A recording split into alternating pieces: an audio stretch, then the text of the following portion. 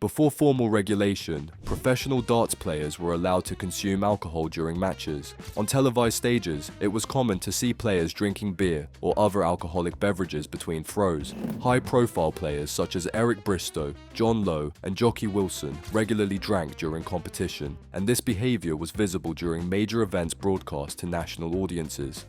In 1989, the British Darts Organisation introduced a rule banning all alcohol consumption during match play. The regulation prohibited players from drinking any alcoholic beverage while on stage. This decision was made in response to growing concerns from broadcasters and sponsors, who felt the presence of alcohol undermined the sport's professional image. The Professional Darts Corporation, formed later in the 1990s, adopted a similar policy.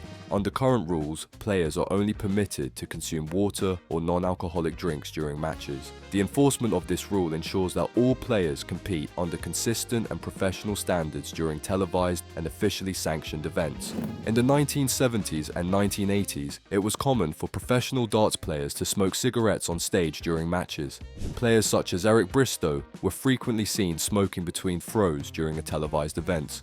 At the time, there were no regulations prohibiting smoking during competition. In 1988, the British Darts Organisation introduced a rule prohibiting players from smoking cigarettes or cigars during matches.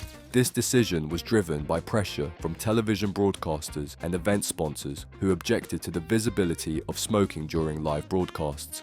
The rule applied to all BDO-sanctioned events and barred players from smoking while on stage during gameplay. Following the BDO's action, both the World Darts Federation and the Professional Darts Corporation adopted similar bans. These regulations were implemented in response to ongoing concerns from media outlets, sponsors, and public health advocates.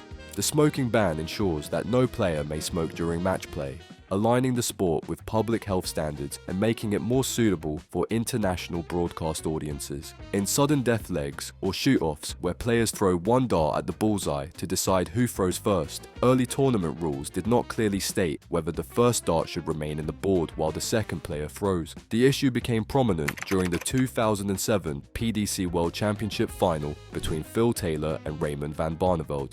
In that match, Taylor threw first and landed in the outer ball. His dart remained in the board. Van Barneveld then threw his dart, which struck Taylor's and landed closer to the center.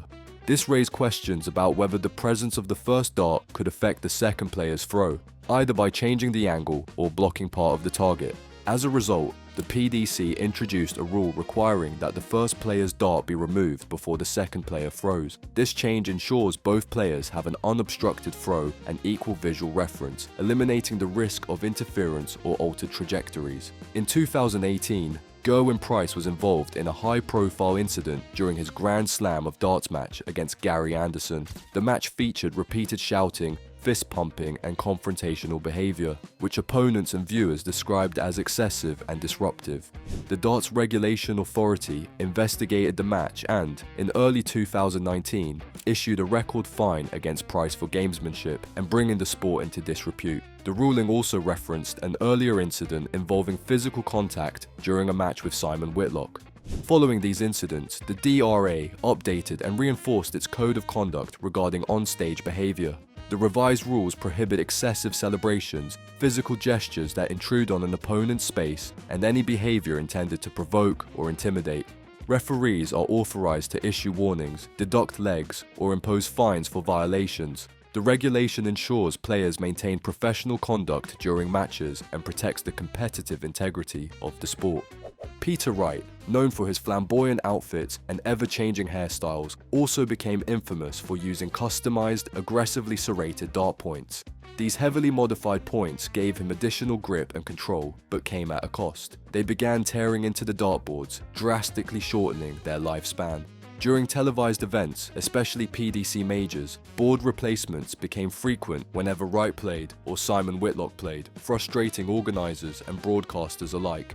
To address the issue, in early 2024, the Darts Regulatory Authority added a new rule targeting ultra-pointy darts. The new rule bans overly sharp or aggressively milled points that cause visible damage to boards. Equipment is now inspected before matches, and players using non-compliant darts are required to switch. While not named in the rulebook, the shift was a direct result of the wear caused by Wright's darts, earning the nickname Board Destroyers. darts rules make it clear, you only score when it's your turn to throw. If a player accidentally throws a dart during the opponent's turn, for example confusion on a double match throw, those darts simply do not count. Tournament referees immediately stop play if a dart is thrown out of rotation and the shot is ignored. This no-score penalty ensures that players cannot gain an advantage by throwing out of turn. Official rulebooks require the wrong throw to be voided and scores restored as a way to correct the error in the current turn. The rule aims to preserve the flow and fairness of matches, ensuring that both players have equal opportunities within the structured turn system. Professional darts regulates player tempo to prevent deliberate slow play from disrupting match rhythm. While most PDC tournaments do not use a universal shot clock, certain events, such as the Championship Darts Circuit and specific World Series of Darts competitions, enforce a timed limit, typically 30 seconds per throw. In formats without a clock, referees rely on the Darts Regulation Authority's conduct code, which permits them to monitor pace, issue verbal warnings, and apply penalties for repeated or intentional delays. Justin Pipe's playing style at the 2017 PDC World Championship brought renewed attention to this issue. His extended pauses between throws and slow walks to the osh led to criticism and raised concerns about gamesmanship. Although no specific rule was introduced as a result, tournament officials increased enforcement of existing pace regulations in response to the public scrutiny.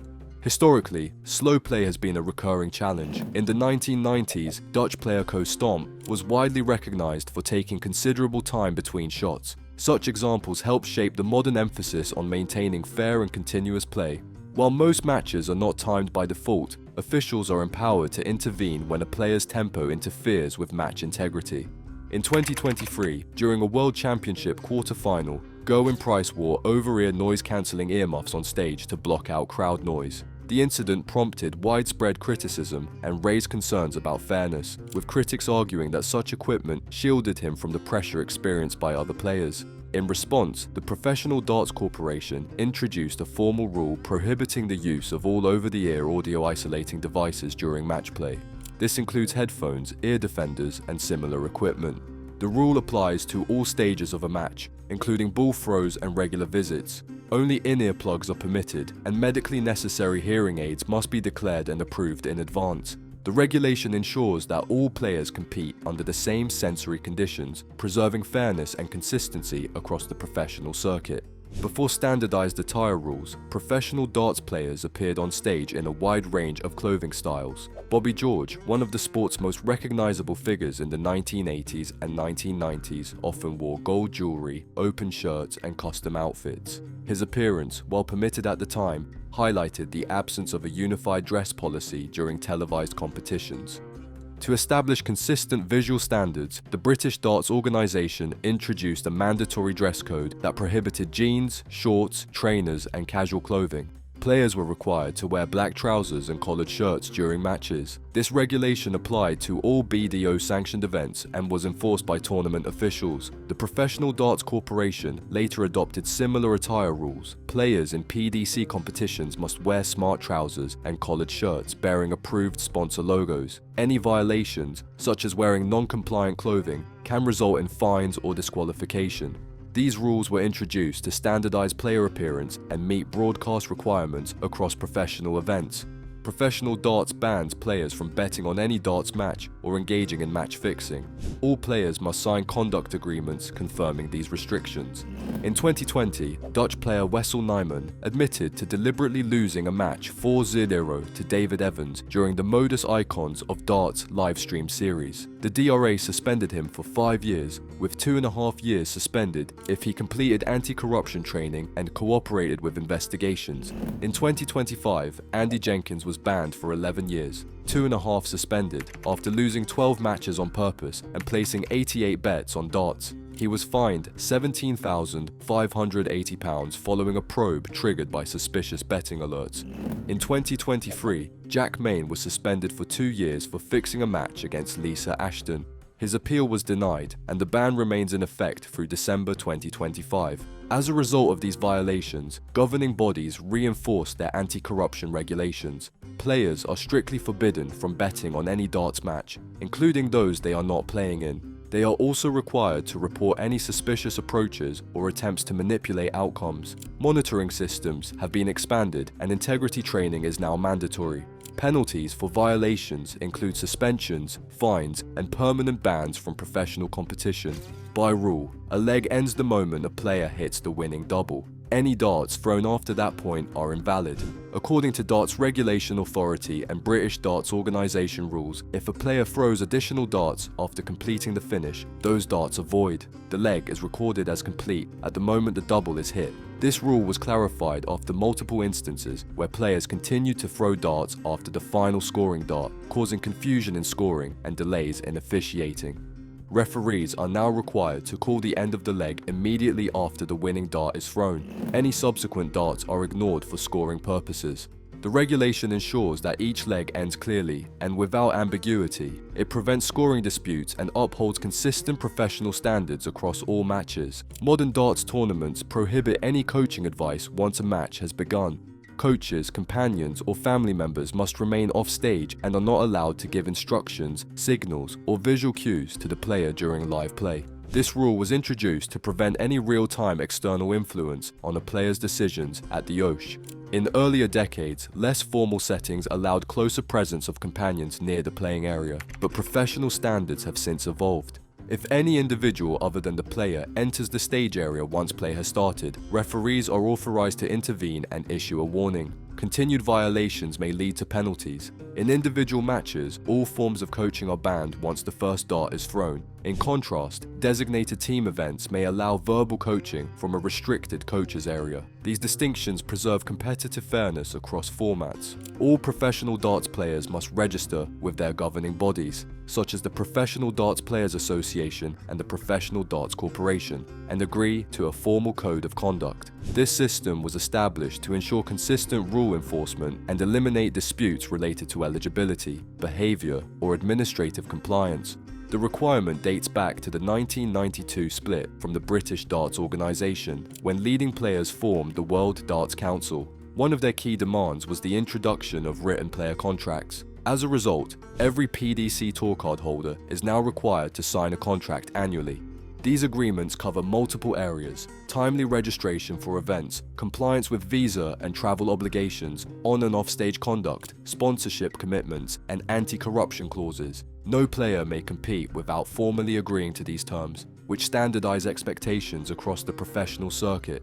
The policy gained further attention following the case of Australian player Corey Cadby. He repeatedly failed to submit entry forms, missed registration deadlines, and encountered visa problems that affected his participation in scheduled tournaments. His off-stage conduct also led to disciplinary reviews. While the rules are not specific to Cadby, his repeated infractions highlighted the need for stronger enforcement of player obligations. The registration and conduct agreement framework ensures that all players are held to the same professional standards. Professional darts strictly prohibits offensive gestures, verbal abuse, and aggressive behavior during competition. This includes swearing, obscene hand signals, throwing darts or equipment in anger, taunting opponents, or making derogatory comments toward officials or the crowd.